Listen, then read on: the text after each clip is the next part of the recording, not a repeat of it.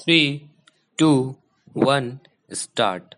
Mr. Chairman, the resolution under discussion raises a very important matter which merits careful consideration on the part of honorable members of this House and of the government.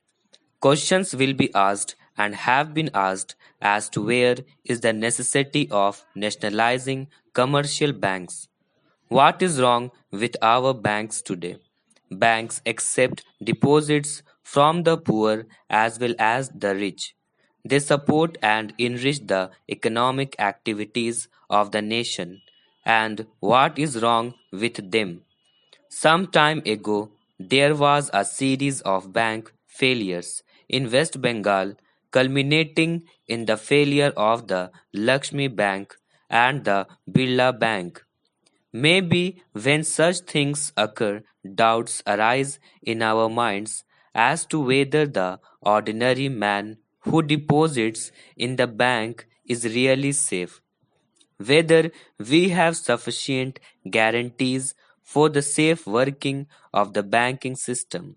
But then the answer is that we have tightened the provisions of the Banking Companies Act and given more and more control to the Reserve Bank, and therefore the Reserve Bank is in a position today not only to insist upon all sorts of safeguards for the flotation of banks but also for the conducting of banks.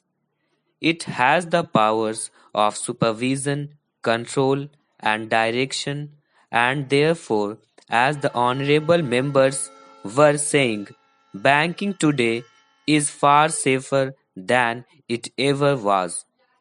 So, where is the need for nationalization?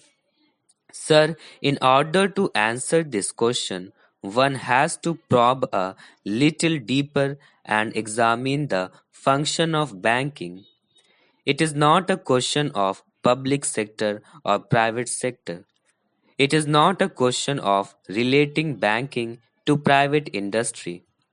We have to look at this question from the point of view of the goal we have adopted. Our goal is the creation of a socialist society. This we adopted some 7 or 8 years ago, and I am amazed to see that not a single step has been taken which is calculated to lead us to that goal. One important factor which helps to take us towards that goal is the removal of inequalities of wealth. This is a goal to which possibly no honorable member can have any exception. If we have to remove inequalities of wealth, then we have to remove the opportunities which create concentration of wealth. Now, I wish to show that these commercial banks do help in the concentration of wealth.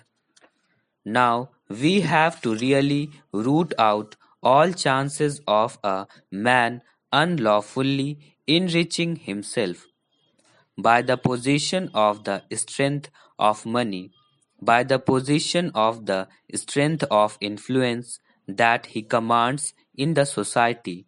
He is able to exploit others and create a position of wealth for himself. Now, in these opportunities, the banks have a very great place. Sir, if we have to realize the important place that banks have in our society today and the vital role that they are playing in our economy, we have to probe, as I was saying a little before, a little deeper. How do they work? I am an agriculturist. I grow cotton and I bring it to the market. In the market, there are 2 or 3 buyers and they are rich people. Any number of people are willing to buy, but they have no money to buy that. These 2 or 3 persons have influence with the banks. They get any amount of loan from the banks or overdraft. Others cannot have that opportunity. These two or three persons will corner the produce in the market. They do not demand it when there is a lot of produce, and they make the produce rot in the market until at last the peasant is tired out, and then they will dictate the price in spite of the government's regulated market.